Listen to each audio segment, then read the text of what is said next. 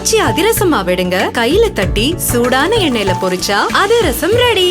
ரஷ்ய எழுத்தாளர் ஆண்டன் செக்கோவின் பேச்சாளர் மாப்பிள்ளையும் அப்பாவும், ராஜதந்திரி, முதல் வகுப்பு பயணிகள் உள்ளிட்ட சிறந்த கதைகள் இப்போது ஆடியோ ஃபார்மேட்டில் விகடன் பிளேயில். இப்போவே விகடன் ஆப்பை டவுன்லோட் பண்ணுங்க. செக்கோ கதைகளை கேளுங்க. திருவிழான்னு வந்தா அவர் கோயில் வர மாட்டார். அவர் கோயிலுக்கு கரெக்டா வந்துருவாரு. கோயிலுக்கு மட்டும் தானே வராரு. நேத்து பிரதமர் மோடி 5 மணிக்கு பேச போறாருன்னாங்க. அதுவே நமக்கு பக்குன்னு இருந்துச்சு. எப்பயும் வந்து ஒரு 7:30 மணி தான் வருவாரு, என்ன 5 மணிக்கு வராரு அப்படின்னு. இல்ல 8 மணிக்கு தான் வருவாரு, அப்புறம் 7:30 மணி வரும் அடுத்த நாள் காலை. நமக்கு 7:30 இருக்கிற. சரி, ஓகே. என்ன பேச போறோம்? ஒரே டிபேட். போரும் முடிஞ்சு போச்சு, ஒன்னும் இல்ல. மேபி H1 விசா அமெரிக்கா வந்து நிறைய கெடுபிடி போட்டதெல்லாம் அதை எதிர்த்து ட்ரம்ப்புக்கே சவாலோட போறாரா நம்ம தலைவர்லாம் எதிர்பார்த்தோம். ஹிந்தியில ட்ரம்ப் ஒரு மிரட்டிடுவாரோன்னு தான் பாத்துட்டு இருந்தோம். பார்த்தா அந்த மாதிரிலாம் எதுவுமே கிடையாது. அந்த ஆகஸ்ட் 15 இண்டிபெண்டன்ஸ் டேக்கு ஒன்று பேசினார்ல, ஜிஎஸ்டி நான் குறைக்க போறோம் அப்படின்னு. அப்புறம் மீட்டிங்லாம் போட்டு 4 ஸ்லாப்பா இருக்கிறத 2 ஸ்லாப்பாலாம் வந்து மாத்தினாங்க. அதை வந்து இன்னைக்கு இம்ப்ளிமெண்ட் ஆகுதுல்ல, அதை கிரெடிட்ஸ் எடுத்துக்கணும் அப்படின்னு சொல்லிட்டு நேற்று 5 மணிக்கு வந்து பேசியிருக்காரு. இனிமேல் உங்களுக்கு சேமிப்பு திருவிழா ஆரம்பமாகுது, போடுங்கடா வெடிய அப்படின்னு தான் அவர் வந்து. அப்படியா? இப்ப திருவிழா கொண்டாடிட்டு இருக்கோமா நம்ம? ஏமா நம்ம திருவிழா தான் இருக்கும் இனிமேல். 8 வருஷம் நமக்கு திருவிழாவே இல்ல.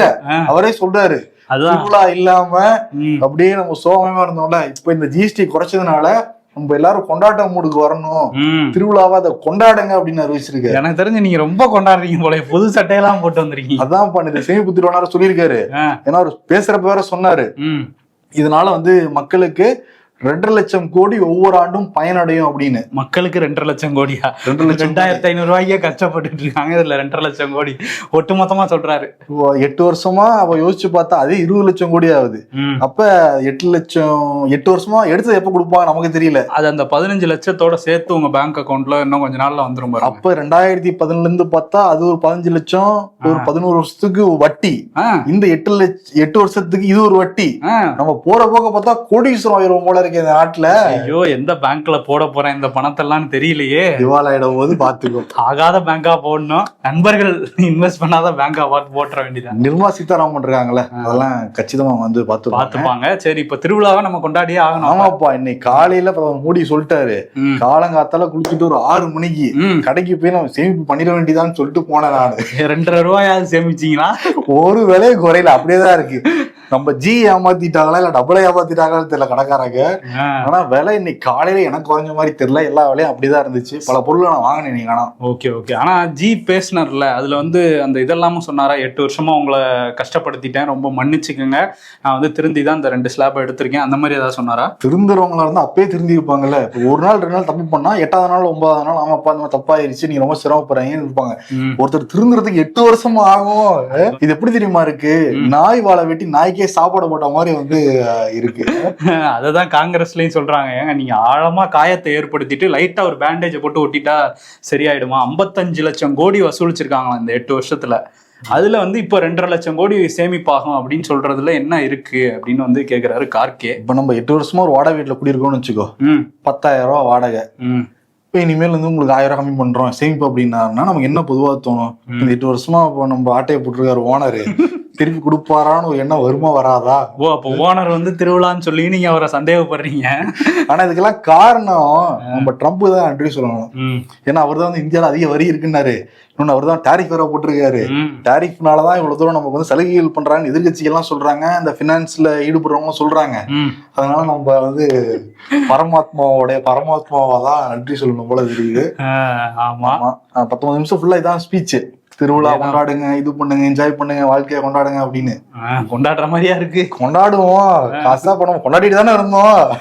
அதே மாதிரி திரும்பியும் கொண்டாட வேண்டியதான் இந்த திருவிழாவையும். மக்கள் எல்லாருக்கும் திருவிழா வாழ்த்துக்களை சொல்லிட்டு, நவராத்திரி முதல் நாள் வேற, அதோட இந்த சேமிப்பு திருவிழாக்கும் வாழ்த்து சொல்லணும். நிச்சயமா. நீங்க எவ்வளவு சேமிச்சீங்கிறத மறக்காம கமெண்ட்ல சொன்னீங்கன்னா நாங்களும் வந்து தெரிஞ்சுப்போம். அதான் சு வெங்கடேசன் சொல்றாரு, 8 வருஷமா மக்களை துக்கத்துல வந்து ஆழ்த்திட்டு இப்ப நவராத்திரி துவக்க நாளா நீங்க கொண்டாடுங்கன்னா என்ன அர்த்தம் அப்படின்னு வந்து கேட்டிருக்காரு. அதுதான் அர்த்தம், நீங்க கொண்டாடுங்கன்னு அர்த்தம், அவ்வளவுதான். இந்த ஆம்புலன்ஸ் இருக்குல்ல, அதனால தமிழ்நாட்டு அரசியல் கட்சிகளுக்கு எவ்வளவு பிரச்சனை. ஆம்புலன்ஸ்ல எந்த கட்சி ஐசியூக்கு போகுதுன்னு தெரியல. அதையும் மாத்தி மாத்தி சொல்லிக்கிறாங்க, ஏடிஎம்கே நீங்க தான் போறீங்க, டிஎம்கே நீங்க தான் போறீங்கன்னு. அது 2026 தெரியும். இப்ப என்னன்னா இந்த தமிழ்நாட்டை தலைகுனிய விட மாட்டோம், ஓரணியில் தமிழ்நாடு, இதெல்லாம் வந்து எல்லா மாவட்டத்திலையும் நடத்திட்டு இருக்காங்க திமுகல. தமிழ்நாடு தலைகுனிஞ்சா இருந்தது? இல்ல நிமிர்ந்து இருக்கு, தலைகுனிய விட்டுற மாட்டோம் எங்க நம்புங்கிற மாதிரி தான் கூட்டம் போடுறாங்க. இதுல என்னன்னா கன்னியாகுமரி கிழக்கு மாவட்டத்துல நாகர்கோயில்ல ஒரு கிழக்கு மாவட்ட திமுக சார்பாக நாகர்கோயிலில் ஒரு கூட்டம் நடத்தினாங்க. அதில் வந்து கூட்டம் ஆரம்பிக்கிறதுக்கு முன்னாடியே, அதில் கனிமொழி வந்திருக்காங்க, கூட்டம் ஆரம்பிக்கிறதுக்கு முன்னாடியே மேயர், திமுக மேயர் மகேஷ் வந்து பேசுறாரு, ஆம்புலன்ஸ்ல அந்த பக்கம் விடாதப்பா, எடப்பாடி பெரிய பிரச்சனையானதெல்லாம் அவர் பாக்குறாரா என்னன்னு தெரியல, ஆம்புலன்ஸ் எல்லாம் திருப்பி விடுங்க, வழியை திருப்பி விடுங்கன்னு போலீஸுக்கு இன்ஸ்ட்ரக்ஷன் மைக்கிலே கொடுக்குறாரு. ஃபோன் பண்ணி கூட சொல்லியிருக்கலாம், தெரியாமையாவது இருந்திருக்கு. ஆனால் இவர் வந்து மைக்கிலே வந்து ஆம்புலன்ஸ் எல்லாம் வேற வழியா மாத்தி விடுங்க, அந்த பஸ் ஸ்டாண்ட் வழியா திருப்பி விடுங்க, இந்த பக்கம் வரக்கூடாது, சேர் எல்லாம் போட்டாச்சு அப்படின்றாரு. அதுக்கப்புறம் வந்து கனிமொழி வந்துட்டாங்க. வந்ததுக்கு அப்புறம் வந்து ஒரு ஆம்புலன்ஸ் வந்திருக்கு, அது ஆம்புலன்ஸ் இல்ல போலீஸ் வண்டி, போலீஸ் சைரன், அது ஒன்றும் பிரச்சனை இல்லை, அங்கே நிக்கட்டும் அப்படின்றாரு. கனிமொழி பார்த்துட்டாங்க, சரி வாங்கி நீங்க வந்து ஆம்புலன்ஸ் தான் அது, இந்த வழியா விடுங்க, சேரெல்லாம் எடுங்கன்னு சொல்லி அப்புறம் வழி விட்டுருக்காங்க. அவருக்கெல்லாம் என்ன பாக்குறாரா இல்லையானே தெரியலையே அவர் நியூஸ் எல்லாம். இந்த ஆம்புலன்ஸ் அரசியல் மேட்டர் அவருக்கு தெரியல போல. ஆனா இதுல இருந்து ஒரு மேட்டர் நமக்கு தெரியுது. என்னது? ஏன்னா விஜய் வந்து திருச்சியில போனப்ப கூட ஆம்புலன்ஸ் வந்துச்சு, தாவேகா தொண்டர்கள் வழி விட்டாங்க. இப்ப 4 பேரோட வழக்கு கூட வாங்கிருக்காங்க. அது வந்து டிவிகே சொல்றது, ஏடிஎம்கே வந்து ஆம்புலன்ஸ் டிரைவர்ல மிரட்டினாங்கன்னு சொல்லிட்டு 4 பேர் மேல வழக்கு, ஜாமீன் வெளியே வந்திருக்காங்க. இப்ப திமுக கூட்டத்துல ஏன் ஆம்புலன்ஸ் போய் பாத்துருக்கோமா நம்ம? ஸ்டாலின் பேசுறப்போ, உதயநிதி பேசுறப்பயோ, கனிமொழி கூட்டத்துல நேத்து வந்து பாத்துருக்கோம் நம்ம. ஆமா, அதையும் வந்து போலீஸ் வண்டின்னு சொன்னாரு அவரு. ஆனா கனிமொழி சுதாரிச்சு இல்ல, அது ஆம்புலன்ஸ் தான் வழி விடணும்னு வழி விட்டாங்க அதுக்கப்புறம். ஆமா, ஆனா பாரு இந்த மருத்துவமனைகள் அன்னைக்கு கூட நம்ம வந்து சோல பேசணும், கர்ப்பிணி பெண்களுக்கு ஊசி போட்டு அவங்க உடல்ல குறைவாகி போயிடுச்சுட்டு, ஒரு பக்கம் கிட்னி உருவிக்கிட்டு இருக்காங்க. இந்த பிரச்சனையுமே தமிழ்நாட்டுல வந்து பெரிய பிரச்சனை தான் போய்கிட்டு இருக்கு. இப்ப மாசுவோட ஒரு வீடியோ, பழைய வீடியோ தான் வைரல் ஆகிட்டு இருக்கு. என்ன சொல்றாரு அவரு, இந்த மணச்சனூர் எம்எல்ஏ கதிரவன் இருக்காருல்ல, அவருடைய ஹாஸ்பிட்டல்ல தான் வந்து கிட்னி திருடப்பட்டதுங்கிற ஒரு புகாரு. அதுக்கு வந்து கதிரவன் கூட சொல்லிட்டாரு, அவ்வளவு பேர்ட்டு எல்லாம் உருவனா மட்டும் தான், குங்கு பில்ட் இருக்கு, அவ்வளவு பேர்ட்டு உருவனா மட்டும் தான் எங்க அப்பா வாங்கியிருக்காரு, நான் வந்து வாங்க முடியலாம் கூட வந்து பேசியிருந்தாரு. அதுக்கு மாசம் அந்த வீடியோல என்ன பதில் சொல்லியிருக்காரு அப்படின்னா, அது திருட்டு கிடையாது, அது முறைகேடுங்க அப்படின்னு இருக்காரு. திருட்டாரு தான் பயங்கரமான நடவடிக்கை எடுத்திருப்பாங்க, முறைகேடுங்கிறதுனால இது எவ்வளவு பெரிய இஷ்யூ. இது அப்பாவி மக்களை கூட்டிட்டு போய் கிட்னி உருவி 50,000 5 லட்ச ரூபா வரைக்கும் பணம் கொடுத்துருவாங்க. நிறைய பேருக்கு இந்த மாதிரி ஏமாத்திருக்காங்க. ஆனா அது வந்து திருட்டு கிடையாது, முறைகேடு. அவங்களே யாரையாவது தெரியாம கூட்டிட்டு போய் தூங்கும் போது நீங்க எடுத்தாதான் திருட்டு, அவங்களுக்கு சொல்லி தானே எடுக்கணும், அது முறைகேடு தான்ங்கிறாரா? நியாயப்படுத்துற மாதிரி நியாயப்படுத்துற மாதிரி தான் பேசுறாங்க. இப்ப தமிழ்நாடு அரசு நியாயப்படுத்துறதுனால இப்ப இந்த நடவடிக்கை எடுக்காம இருக்காங்க. எம்எல்ஏ பண்ணும்போது என்ன பண்ண முடியும்? அந்த ஹாஸ்பிட்டல்ல கிட்னி அறுவை சிகிச்சை பண்றதுக்கு மட்டும் தான் தடை, மற்ற எதுக்குமே தடை இல்லை அப்படின்னா என்ன கவர்மெண்ட்? ஓகே, என்ன கேட்டா மனோநீதி சோழன் மாதிரி நடவடிக்கை எடுக்கிறாங்களா வந்து பேசுவாரு சிஎம். ஓகே, இன்னொரு பக்கம் செந்தில் பாலாஜி பாத்தியா, செந்தில் பாலாஜி வந்திருக்காரு, தலைகுனிய விட மாட்டோம் அப்படின்னு சொல்லி அந்த கூட்டத்துல இந்த மாதிரியான கூட்டங்கள் நடக்குது இல்ல, இதுல எல்லாமே வந்து இப்ப விஜய்க்கு தான் மறைமுகமா பதிலடி கொடுத்துக்கிட்டு இருக்காங்க. ஆனா பேர் சொல்றது இல்ல. அமைச்சர் காந்தி கூட காஞ்சிபுரம் கூட்டத்துல அவன் வந்துட்டான் ரோட்டுக்கு, அவன்லாம் வந்து நம்ம பதில் சொல்ல முடியாம இருக்கோம், ஏன்னா தலைமையில இருந்து உத்தரவு போட்டிருக்கு அப்படின்னு சொல்லிட்டு அதை பத்தி பேசியிருந்தாரு. அதான் அந்த கூட்டத்துல ஆர்எஸ் பாரதி சொல்றாரு, எம்ஜிஆருக்கு அடுத்து அதிகமா கூட்டம் வந்தது மு.க. ஸ்டாலினுக்கு தான், யாரையுமே கூட்டம் வரல அப்படிங்கிறாரு. அவர் கலைஞர் கருணாநிதிக்கு, எம்ஜிஆருக்கு அப்புறம் டைரக்டா ஸ்டாலின் தான் வந்துச்சா. ஆமா, பெண்கள் கூட்டம் அதுவும் நிறைய இருக்கு, ஸ்டாலின் வந்து உதவி பண்றாருலாம் பேசியிருக்காரு. ஆமா, அதிக முறை ஜெயிச்சவர் எம்எல்ஏ ஆனவர் கலைஞர் கருணாநிதி தான், அவரே மறந்துட்டாங்க பாரு. ஆமா, எம்ஜிஆரை ஏன் திடீர்னு எடுக்கிறாங்கன்னு தெரியல. ஆனா வந்து படத்துல வசனம் பேசினவன்லாம் ரோட்ல வந்து பேசினா நமக்கு கோவம் வருமா இல்லையா அப்படிங்கறதையும் ஆர்எஸ் பாரதி கேட்கிறாரு. யார சொல்றாரு? உதயநிதி இல்ல, விஜய் தான் சொல்றாருன்னு நினைக்கிறேன். அதே மாதிரி இவரும் வந்து பேசியிருக்காரு, டிஆர்பி ராஜாவும் வந்து கண்டவனுக்குலாம் பதில் சொல்ல முடியாது அப்படின்னு சொல்லி எல்லாருமே பேசியிருக்காங்க. ஆனா தலைமையில இருந்து உத்தரவு வந்திருக்கதா அமைச்சர் காந்தி மட்டும் சொல்லியிருக்காரு.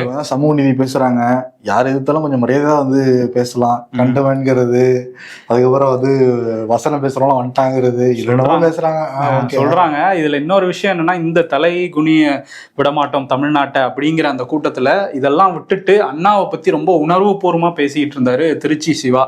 இந்த கூட்டத்து கரூர்ல வந்து நடந்துச்சு. அங்க வந்து துணை பொதுச் செயலாளர் அவர் பேசிட்டு இருக்காரு. பேசுற டைம்ல வந்து செந்தில் பாலாஜி வராரு. எல்லாரும் அந்த பக்கம் பாக்குறாங்க, எந்திரிக்கிறாங்க. உடனே அவர் பேசிட்டு இருக்கும்போது அங்க ஏன் பாக்குறீங்க அப்படின்னு செந்தில் பாலாஜி வரதை இவரும் பாக்குறாரு. பார்த்துட்டு அவர் பாட்டு வராரு, நீங்க ஏன் திரும்புறீங்க, நான் அடி வயிற்றுல இருந்து பேசிட்டு இருக்கேன் அப்படின்றாரு.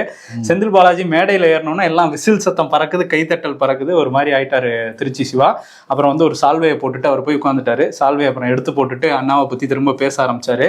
பட் அவர் நினைச்சிருப்பாரு அண்ணாவை பத்தி நம்ம பேசிக்கிட்டு இருக்கிறோம் அப்படின்னு. ஆனா அங்க உள்ளவங்க செந்தில் பாலாஜி அண்ணா வராருலங்கிற மாதிரி தான் விசில் அடிச்சுட்டு இருந்தாங்க. இன்னொன்னு வேற சொன்னாரு, கூட்டத்துல இருந்தவர் ஏதோ சொன்னார் போல இருக்கு, செந்தில் பாலாஜியை புகழ்ந்து உட்காரா அப்படிங்கிறாரு. டென்ஷனா வந்து அந்த மாதிரி போய்கிட்டு இருக்கு அந்த கூட்டம்லாம். ஓகே, என்ன இருந்தாலும் அவர் திமுக இருந்து முதல்ல இருந்து இருக்காரு திருச்சி சிவா. நடுவில் தான் வந்து ஜாயின் பண்ணாரு செந்தில் பாலாஜி. என்னோட உங்களுக்கு என்ன இவ்வளவு மவுசா கட்சியில? எல்லாம் வெயிட்டா இருக்கோம்னே நாங்க. அதாவது துணை பொதுச் செயலாளர் 10 ரூபா வெயிட் ஆயிட்டாரு. துணை பொதுச் செயலாளர் நாங்கிற ரேஞ்சில தான் அவர் பேசிக்கிட்டு இருந்தாரு. ஆனா இவர் கட்சியில மட்டும் இல்ல, அந்த கூட்டத்திலயும் இடையில தான் வந்தாரு. அதுதான் பிரச்சனை ஆயிடுச்சு. நேற்று எடப்பாடி பழனிசாமி அவரோட வீட்டுல போய் சந்திச்சிருக்காரு நயினார் நாகேந்திரன். வெளியே வந்தவர் நான் விட்டு அரசியலே பேசல அப்படின்ட்டு இருக்காரு. 1 மணி நேரம் மீட்டிங் நடந்திருக்கு. கூட்டணி வச்சு அரசியல் பேசலாம், கட்சியை கலைச்சிட்டு போக வேண்டியதானே, எதுக்கு கட்சியை வச்சுக்கிட்டு அரசியல் பேசாம இருக்கு? KP ராமலிங்கம் பாஜகவோட மேலிட பொறுப்பாளர் எல்லாம் வந்து பேசிக்கிறாங்க, அரசியல் பேசல. ஏதாவது பொய் சொல்லலாம், ஏக்கறாங்க சொல்றது. மக்கள் பணியில இருக்கிறாங்க, அப்ப மக்களை பத்தி பேசாம அவங்கள பத்தி ஜாலியா ஏதாவது பேசி விளையாடிட்டு இருந்தாங்களா? ஏதாவது ரிலீஸ் ஆன படத்தை பத்தி ஏதாவது ரிவ்யூ பத்தி பேசிட்டு இருக்காங்கிறது நமக்கு தெரியல. ஆனா விசாரிச்ச வரைக்கும் என்ன சொல்றாங்கன்னா, இந்த டெல்லி போயிட்டு வந்தாருல எடப்பாடி பழனிசாமி, அதை பத்தி எல்லாம் பேசப்பட்டுதான் இந்த மாதிரி எங்களுக்கு இன்ஸ்ட்ரக்ஷன்லாம் வந்திருக்குங்க, நம்ம வந்து ஒன்னா பண்ணிப்போம், சட்டமன்ற தேர்தல் எதிர்கொள்வோம், அதெல்லாம் நீங்க கவலைப்படாதீங்க, எல்லாமே பார்த்து பண்ணிக்கலாம் அப்படின்ற மாதிரி இருக்கான். அதே மாதிரி நாங்க அந்த பிரிஞ்சு போனவங்க சேர்க்க சொல்லிடலாம், டார்ச்சர் பண்ண மாட்டாங்களேங்கிற மாதிரி பேசப்பட்டிருக்கான். ஏன்னா நைனா நாங்க நான் பேச மாட்டேங்க, கூட்டிட்டு விட்டு போயிடாதீங்க, அண்ணாமலை தான் கிளம்பி போயிட்டீங்க, ஏன்னா டிடிவி போயிட்டாரு, அடுத்து OPS போயிட்டாரு, நீங்களும் போயிட்டீங்கன்னா வெறுமனா நாங்க மட்டும் இருந்தோம்னா ஒன்னும் தேராதுங்கங்கிற மாதிரி நினைச்சிருக்கோம். அவர் மட்டும் சொல்லாம பாஜக மேலிட பொறுப்பாளரை தான் அனுப்பி விட்டுருவாங்க அவர்கிட்ட. நீ மட்டும் சொன்னீங்கன்னா சந்தேகப்படுவார் அவரு. கடைசி நேரத்துல 2024 கலந்து போன மாதிரி கலந்து போயிடக்கூடாது, அதனால பாஜக மேலிட பொறுப்பாளரை அனுப்பிவிட்டு சமாதான ஒரு படம் நடந்திருக்கு அப்படிங்கிறாங்க. ஆமா, ஓகே. அப்படியே சேலத்துல நடந்த கூட்டத்தை கட் பண்ணி அப்படியே மதுரைக்கு வந்தோம்னா, மதுரையில RB உதயகுமார் ராமன் லக்ஷ்மண் மாதிரிங்க அதிமுகவும் பாஜகவும் அப்படிங்கிறாரு. ராமன் லக்ஷ்மண் கூட்டணி வச்சு அங்க இருந்தே அதை எடுத்துட்டு வந்துருவாங்க. அப்பதான் நம்மளுக்கு பிடிக்கும், என்ன சொன்னா எது சொன்னா பிடிக்கும்னு தெரிஞ்ச ஒரே அரசியல்வாதி RB உதயகுமார் தான் போல இருக்கு. ஏற்கனவே இதே RB உதயகுமார் தான் OPS CPS ஒன்னா இருந்தப்ப இரட்டை குரல் துப்பாக்கிங்க ஒன்னாதான் இருக்கும் அப்படின்னாரு. இப்ப இன்னொரு குரல் OPS பாவம் சேர்த்துக்கோங்க என்னென்னமோ சட்டப்படம் நடத்தி பார்த்தாரு, குழல்ல ஊதிட்டாங்க. அந்த மாதிரி அவர் பாவம் தனியா நின்றுகிட்டு இருக்காரு அவங்கள. இன்னொரு விஷயம் என்னன்னா, அவரு மட்டும்தான் ராமர் எடுப்பாரா, மதுரையில தான் நானும் இருக்கேன், நானும் ராமர் ரெஃபரன்ஸோட வரேன்னு சொல்லிட்டு செல்லூர் ராஜு அவர் வந்திருக்கிறாரு. ராமருக்கு எப்படி அணில் வந்து பாலம் கட்ட உதவுச்சோ, அதே மாதிரி அணில்கள் மாதிரி இளைஞர்கள்லாம் வந்து எங்களுக்கு உதவணும் வாக்கு போட்டு அப்படின்னு சொல்லி அங்கே கூப்பிடுறாருன்னு நினைக்கிறேன். வாங்க அணில் வாங்க பக்கத்துல இருந்து உட்காருங்க. கடைசியில யாருக்கான அணில் முதுகுல போட்ட மாதிரி போட போறாங்கன்னு தெரியல. அதிமுகல முன்னாள் அமைச்சர் ராஜேந்திர பாலாஜி 2 பேருக்கு மிகப்பெரிய ஃபேன் அவரு. ஒண்ணு வந்து மோடி எங்கள் டேடி அப்படின்னு சொல்லி அவருக்கு ஒரு ஃபேனு, இன்னொன்னு தலைனா சும்மாலடா மலடா அப்படின்லாம் பேசிட்டு இருப்பாரு.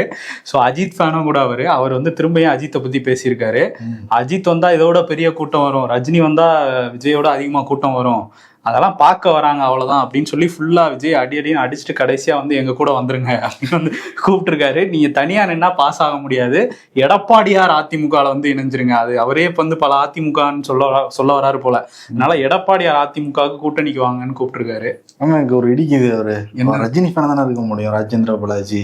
ஏன் இதெல்லாம் நடத்தி நிறைய இதெல்லாம் பண்ணாரு. மலடா மலைதான், அவர் தலையதான் மலை பாலக்கார பாலாஜி தர போனாரு. அது ஸ்வீட் அபேஸ் போட்டாங்க குற்றச்சாட்டு இருந்தது, அது பால்கோவா மாறிடுச்சு இல்ல, அதனால ஏதோ வேற ஏதோ இருக்கு. இன்னொரு பக்கம் தமிழிசை சவுந்தரராஜன் அவங்க என்ன சொல்றாங்க, விஜய் டிஎம்கே நல்லா திட்டணும் அப்படிங்கிறாங்க. ஆனா என்னன்னா அவங்களுக்கு அரசியல் புரிதெல்லாம் பெருசா இல்லைங்கிறாரு. ஆனா வந்து பிஜேபி பத்தி அவர் எதுவும் பேசக்கூடாது அப்படிங்கிறாங்க.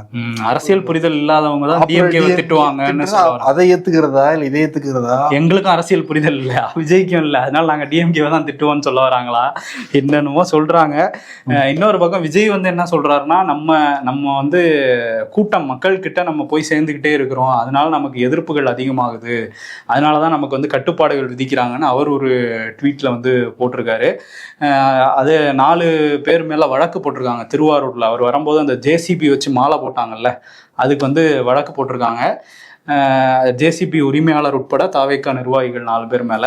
இப்போ திமுகலையும் அந்த மாதிரி நிறைய பேருக்கு போட்ட வீடியோஸ் எடுத்து விஜய் தொண்டர்கள் வந்து போட்டுட்டு இருக்காங்க. ஆமா, இங்க தமிழச்சி தங்கப்பாண்டியனுக்கு போட்டிருக்காங்க, அப்புறம் வந்து செல்வமுக்கு வந்து போட்டிருக்காங்க, பிசிக தலைவர் திருமாவளவனுக்கு போட்டிருக்காங்க, இந்த மாதிரி நிறைய பேருக்கு போட்டுருக்காங்க. எல்லா தலைவர்களும் வாங்கிக்கிறாங்க அதை, நல்லா மாலை போடுங்கப்பா, நல்லா தூங்கப்பா அப்படின்ட்டு. அப்ப அவங்க மேல எல்லாம் வழக்கு போடல, எங்க மேலேயும் வழக்கு போட்டீங்கன்னு தாவேக்கா தொண்டர்கள் சோசியல் மீடியால கேட்டுக்கிட்டு இருக்காங்க.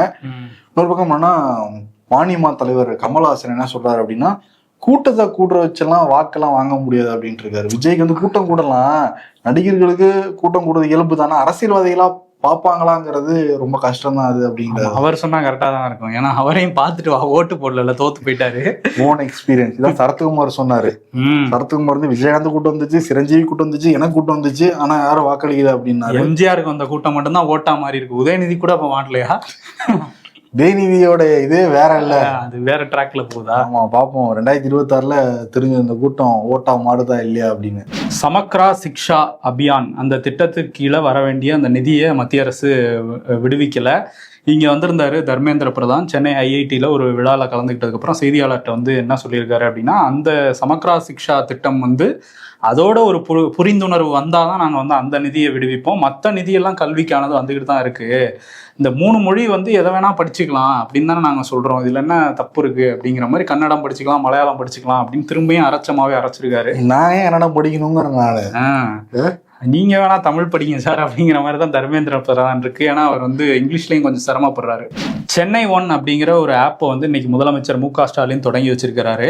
இப்போ சென்னையில் இப்போ அந்த பயணம் இருக்குல்ல, சென்னையில் எங்கேருந்து எங்கே போனாலும் ஒன்று புறநகர் ரயில், அந்த மின்சார ரயில், மெட்ரோ ரயில், பஸ்ஸு, கேபு, ஆட்டோ, இது எல்லாத்தையும் ஒரே இதில் நீங்கள் புக் பண்ணிக்கலாங்கிற மாதிரி ஒரு ஆப் கொண்டு வந்திருக்காங்க.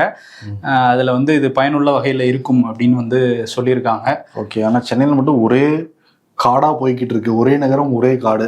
ஆக்சுவலி பயனுள்ளதான் இருக்கு, பஸ்லயும் அதே கார்டு வச்சு டிக்கெட் எடுத்துக்கலாம், மெட்ரோலயும் அதே கார்டு வச்சு இது பண்ணிக்கலாம். இனிமேல் ஒரே ஆப், இந்த ஆப்லேயே நீங்க டிக்கெட் எடுத்துக்கலாம், ஸ்கேன் பண்ணி எல்லா இதுலையும் ஒட்டியிருக்காங்களாமா, அது ஸ்கேன் பண்ணி டிக்கெட் எடுத்துக்கலாம்னு சொல்லியிருக்காங்க. ஸோ அது பயன்பாட்டுக்கு வந்திருக்கு. இன்னொரு விஷயம் என்னன்னா, நடிகர் பவன் கல்யாண் அவர் வந்து அவரை பார்க்கவும் சிஎம்னா இருக்காரு, நீ நடிகர்னு மட்டும் குறிப்பிடுற, நடிகரா தான் இருக்காரு அவர். இன்னுமே என்ன பண்றாரு, வாழை எடுத்துட்டு வந்து சுத்தி, அது உண்மையான வால் போல பின்னாடி உள்ள பவுன்சர் கொல்ல திருச்சாப்ல. அதுதான் இத்தனைக்கும் அவர் என்ன பண்ணியிருக்காரு, அந்த படத்துக்கு இதுக்கு முன்னாடி ஒரு படம் நடிச்சாரு, ஹரிஹர வீரமல்லுன்னு 2 மாசம் முன்னாடி வந்துச்சு. அந்த படத்துக்கே அரசு மூலமா ஜிஓ அனுப்பி அந்த காட்சிகள்லாம் அதிகமா வச்சுக்கலாம், டிக்கெட் விலையை வந்து அதிகமா வச்சுக்கலாம்லாம் பண்ணாங்க. கடைசியில படம் வந்து ஃபிளாப் ஆயிடுச்சு.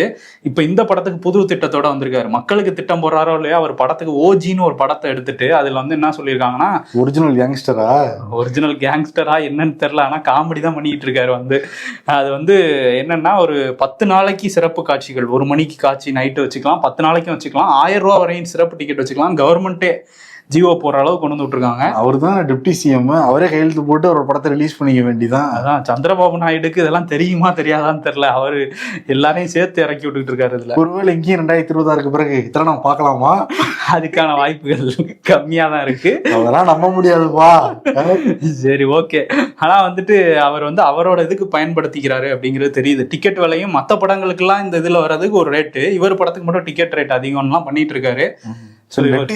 சும்மாவா, அந்த வேலையோட இந்த வேலையை நான் பண்ணிருக்கேன் உங்களுக்காக, எக்ஸ்ட்ரா காசு கொடுங்க.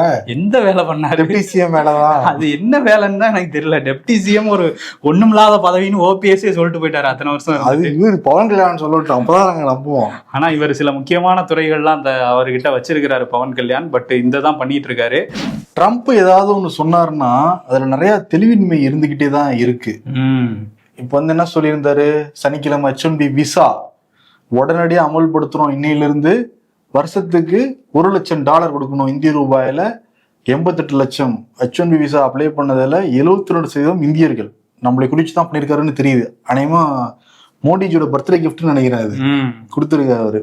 இப்ப ட்ரம்போடைய அலுவலர்கள் அவங்க சகாக்கள் என்ன சொல்றாங்கன்னா, இல்ல அது ஒரே ஒன் டைம் பேமெண்ட் தான், ஒரே டைம் வந்து கொடுத்தா போதும் அப்படின்னாங்க. அது வந்து 2024 இம்ப்ளிமெண்ட் ஆகுதுங்கிற மாதிரி சொல்றாங்க. அதுதான் புதுசா வாங்குறவங்களுக்கு, ஏற்கனவே வச்சிருக்கவங்களுக்கு இது பொருந்தாதுன்னு சொல்றாங்க. பட் ஏதோ ஒன்று டெய்லி அவர் வந்து ஒரு ஒரு விஷயத்த சொல்றாரு, அதுக்கப்புறம் அது சட்டமாகுதா இல்லை என்ன ஆகுது எதுவுமே புரிதலே இல்லை நமக்கு. அந்த மாதிரி தான் வந்து கவர்மெண்ட்டே நடத்திக்கிட்டு இருக்காரு. நிறைய பேர் ஃபிளைட் ஏறிட்டாங்க, வரும் ஃபிளைட் ஏறிட்டாங்க. இவர் சொன்ன உடனே அந்த ஃபிளைட்டை நிப்பாட்டி அவங்க எல்லாரும் வந்து கீழே இறங்கி அவங்க லக்கேஜ் எல்லாம் கூட எடுத்துட்டு போயிருக்காங்க. இந்த மாதிரி குத்தலாம் நடந்திருக்காங்க அமெரிக்காவில். இவர் சொன்னே பதட்டம் போயிட்டாங்க. ஏன்னா திரும்பி வெளிநாட்டு போயிட்டு திரும்பி உள்ள வர முடியல. திரும்ப வரும்போது 88 லட்சம் கேட்டாருன்னா இந்திய மதிப்புல சொல்றேன் 5 லட்சம் கொடுத்துடலாம், கொஞ்சம் கடலை கேட்டு வரப்போகுது நம்பி.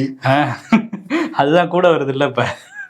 சரி, ஓகே. அதுதான் இவங்க வந்து இப்போ அமெரிக்காவில் கெடுபிடி காட்டணும்னா சைனா அந்த வாய்ப்பை நம்ம பயன்படுத்திக்கிட்டுலாம், இந்த மாதிரி டெக் மூளைகள்லாம் நம்ம பக்கம் திருப்பிடலாம் அப்படின்னு சொல்லிட்டு கே விசான்னு ஒன்று வந்து அக்டோபர் 1 லான்ச் பண்ண போகிறாங்களாம். ஸோ நீங்களாம் இங்கே வரலாம், இங்கே வேலை வாய்ப்பு இருக்குது, நம்மகிட்டையும் எல்லாம் இருக்குது, நம்ம பார்த்து பண்ணிக்கலாங்கிற மாதிரி அங்கே கூப்பிட்றாரு ஜி ஜின்பிங். எங்ககிட்டே கடை இருக்குது வாங்க அப்படிங்கிறாங்க. நம்ம இங்கே இருக்கிற மூளையாட்டுக்காரர்கள் என்ன பண்ணுறாங்க, அதெல்லாம் நம்ம ஈர்க்கிறதுக்கு ஏதோ ஒன்று பண்ணலாம்ல. இங்கே இருக்கிறதா பல பேர் வெளிநாட்டுக்கு போகிறாங்க. ஆமாம், போய் பெரிய சூப்பர் பிரைன்ஸா இருக்காங்க, அவங்கள இங்கேயே இன்வெஸ்ட் பண்றதுக்கு ஏதாவது பண்ணலாம்ல. நிறைய விஷயங்கள் பண்ணலாம். பிரிட்டன், பிரான்ஸ், ஆஸ்திரேலியா, கனடா இந்த நாடுகள்லாம் வந்து பாலஸ்தீனத்தை தனி நாடா அங்கீகரிக்க போறோம், இதன் மூலமா போர்ல வந்து ஒரு மாற்றம் வரலாம் அப்படின்லாம் ஒரு முடிவு எடுத்திருந்தாங்க. இப்போ வந்து பிரான்ஸை தவிர மற்ற 3 நாடுகளும் அந்த அங்கீகாரத்தை அறிவிச்சிட்டாங்க. பிரான்ஸுமே கூடிய விரைவில் அறிவிக்க போறாங்க. ஐநா பொதுச்சபை கூட்டம் நடக்கும்போது இப்போ பாலஸ்தீனத்தை ஒரு தனி நாடா அங்கீகரிக்கிற அந்த அறிவிப்பு வெளியாயிருக்கு. நீங்க வேணா அறிவிச்சுவாங்க, ஆனா ஏத்துக்க முடியாதுங்கிறாரு இஸ்ரேல் பிரதமர் நெதன்யாகு. பாலஸ்தீனும் ஒரு நாடு கிடையவே கிடையாது, இந்த மாதிரி அங்கீகாரம் பண்ண நாடுகள் மேட நடவடிக்கை கூட எடுக்க போறாங்களாம் இஸ்ரேல்.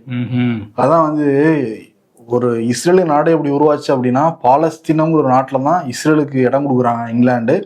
அப்புறம் தான் படிப்படியா ஆக்கிரமிச்சு அவங்க இப்ப வந்து லட்சக்கணக்கான மக்களை கொன்னது மட்டும் இல்லாம பாலஸ்தீனுங்கிற நாடே இல்லை அப்படின்லாம் சொல்றாரு நெதன்யாகு. மனசாட்சி இருக்கிற யாருமே ஏத்துக்க மாட்டாங்க. இது எல்லாமே கடந்த ஒரு 50-60 வருடங்கள தான் வந்து நடக்குது, நம்ம நிகழ்காலத்துல வந்து நடந்துகிட்டு இருக்குது. அதான் ஊர்ல ஒரு பழமொழி சொல்லுவாங்கல்ல, இடத்த கொடுத்தா மடத்தை புடுங்குவாங்க, அதே மாதிரி இருக்க இடம் கொடுத்தா படுக்க பாய் கேட்பாங்க. அந்த மாதிரிதான் இருக்கு இஸ்ரேல் பண்றது. ஆமா, அந்த நாஜி கேம்ப்ல ஒரு இனப்படுகொலை தான் நடந்துச்சு. 60 லட்சம் யூதர்களுக்கு மேல கொலை பண்ணாங்க. அங்கிருந்து தப்பிச்சு வந்தவங்க தான் பாலஸ்தீனத்துல தஞ்சம் அடைஞ்சு இன்னைக்கு இஸ்ரேலா மாறி இருக்கு. இப்ப பாலஸ்தீனர்களுக்கே அங்க இடம் இல்லைன்னு பேசுறாங்க.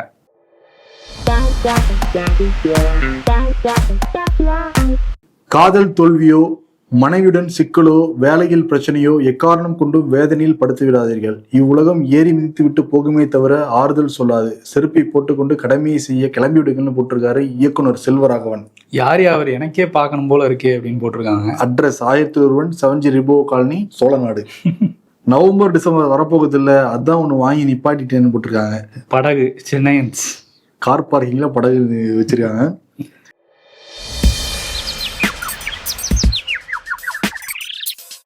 ஈழத்தமிழர்கள் உலகத்தில் எங்கிருந்தாலும் அவர்களுக்காக இந்த விஜய் குரல் கொடுப்பான்.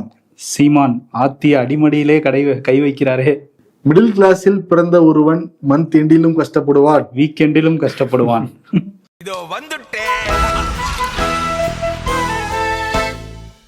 நம்மெல்லாம் கஷ்டப்படக்கூடாது அப்படின்ட்டு தான் இன்னையிலிருந்து திருவிழாவை ஆரம்பிச்சிருக்காரு. நீ என்ன திருவிழா மூட்லயே வரல, பழைய சொக்காய போட்டு வந்திருக்கலாம், இப்போ திருவிழாவுக்கு புது சொக்காய போட்டு வந்து நின்றுகிட்டு இருக்கீங்க. ஆமா, நான் நாளையில இருந்து திருவிழால ஜாயின் பண்ணிக்கிறேன். ஆன்டி இந்தியன் ஜியோ டாஸ்க் கொடுத்தாரா அதை உடனே நிறைவேற்றுறது தானே இந்தியன். ஆமா, அதானே. தட்டலையா நீங்க? லைட் எல்லாம் ஆஃப் பண்ணலையா? பண்ணிருக்கோம். லைட் எப்போ வேணா ஆஃப் பண்ணிட்டு நம்ம கிளம்புவோமா? டைம் ஆகி போச்சு. அதனால திருவிழா சொல்லியிருக்காருல, அதனால திருவிழான்னு வந்தா அப்படின்னு விருதை கொடுத்துருவாங்க நம்ம ஜிக்கு. கொடுக்கலாம். இன்னும் எத்தனை நாள் போகுமோ இந்த திருவிழா? இனிமேல் ஃபுல்லா திருவிழா தான் 2029 வரைக்கும். அந்த இன்னொரு 2 ஸ்லாபையும் எடுத்து விட்டாங்கன்னா இன்னும் கொண்டாடலாம். அதை எடுத்துடலாம். இன்கம் டாக்ஸ் ஸ்லாபையும் வந்து கட் பண்ணிடலாம். ஜாலியா இருக்கும் நமக்கு. ஓகே, நன்றி. ஆச்சி அதிரசமா விடுங்க, கையில தட்டி சூடான எண்ணெயில பொரிச்சா அதிரசம் ரெடி. ரஷ்ய எழுத்தாளர் ஆண்டன் செக்கோவின் பேச்சாளர் மாப்பிள்ளையும் அப்பாவும், ராஜதந்திரி, முதல் வகுப்பு பயணிகள் உள்ளிட்ட சிறந்த கதைகள் இப்போது ஆடியோ ஃபார்மேட்டில் விகடன் பிளேயில். இப்போவே விகடன் ஆப்பை டவுன்லோட் பண்ணுங்க. செக்கோவ் கதைகளை கேளுங்க.